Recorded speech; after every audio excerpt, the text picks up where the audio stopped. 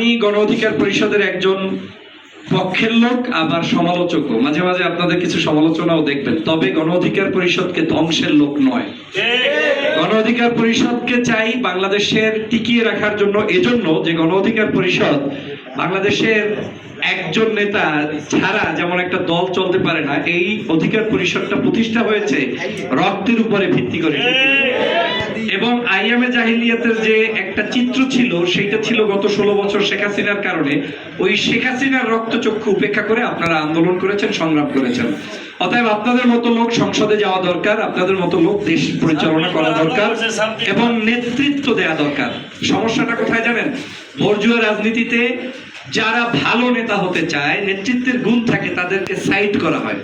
দেখবেন বাংলাদেশে একজন ভালো মানুষের পাশে আরেকজন ভালো মানুষ আসলে, মানে ধরেন এই লোক ভালো নেতৃত্ব দিতে পারে, কিন্তু তার পাশে ভালো উপদেষ্টা রাখবে না। কেন রাখবে না? ওই উপদেষ্টা কিছু দুষ্ট লোক হলেই ওই লোকটার দ্বারা দেশটাতে বিভিন্ন ধরনের আপনার মন মতো কিছু কাজ করানো যাবে।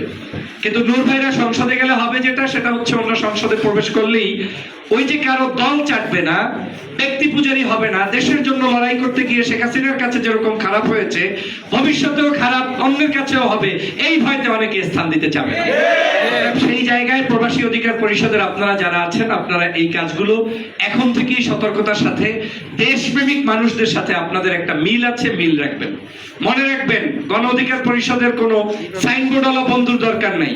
একটা জায়গায় আপনার বন্ধুত্বের পরিচয় নিয়ে যদি সামনে চলতে পারেন, বাংলাদেশে আপনার পথ কেউ রুদ্ধ করতে পারবে না।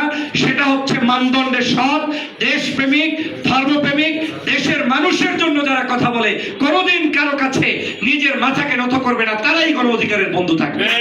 আর যারা দেশকে বিক্রি করবে, যারা স্বার্থের জন্য চলবে, টেন্ডারবাজি করবে, সন্ত্রাসী করবে, চাঁদাবাজি করবে, টাকা পয়সা লুটপাট করবে, অন্যায়ভাবে ক্ষমতায় থাকতে চাবে, ছাত্র জনতার উপরে জুলুম অত্যাচার করবে, নির্যাতন করবে, আগামীর বাংলাদেশকে আবার বিপদগামী হাসিনার পথে চালাতে চাবে, তারা কোনোদিন গণ অধিকারের বন্ধু হবে না, হবে না। আদর্শের জায়গায় লড়াই। উনি তো একটা জায়গা থেকে উঠে এসেছেন, একটা পরিবার থেকে উঠে এসেছেন। অনেকে ওনাকে নিয়ে যখন কথা বলে আমার খুব খারাপ লাগে। বাংলাদেশের এমন কোন রাজনীতিবিদ নাই যার পরিচয় নুরুল হক নূরের বাবার চাইতেও উজ্জ্বল পরিচয় দিয়ে রাজনীতি করা লাগবে। ঠিক বহু মানুষ আছে এদেশের রাজনীতি করে যাদের বংশের কোনো অস্তিত্ব নাই, পরিচয় নাই, জন্মের পরিচয় নাই, তারপরে বাংলাদেশের লুটতরাজ অত্যাচার চালাতে পারে, আর অধিকার পরিষদ পারবে না। এটা আমাকে কষ্ট দেয়। প্রিয় ভাইরা আমার, আমি আপনাদের সমালোচক, আপনাদের ধ্বংস চাই না, কিন্তু আপনাদের মাঝে মাঝে আপনারা উল্টো পথে হাঁটলে, আমি যেহেতু রাজনীতি করি, পাশাপাশি লেখি, বলি, আমার কিছু আলোচনাও থাকবে, সহ্য করার মানসিকতাও আপনাদের থাকতে হবে।